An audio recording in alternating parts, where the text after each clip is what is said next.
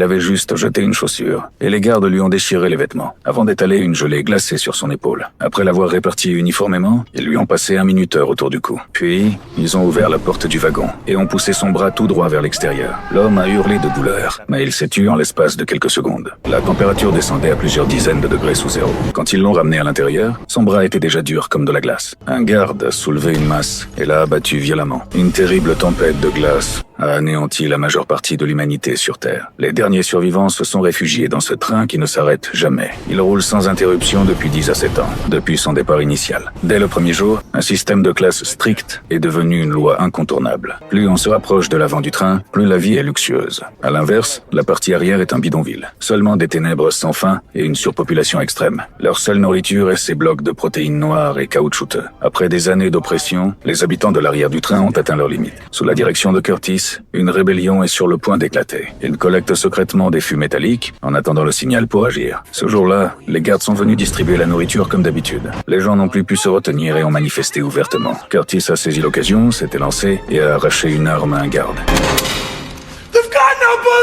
Ce geste a aussitôt ranimé l'espoir de tout le monde.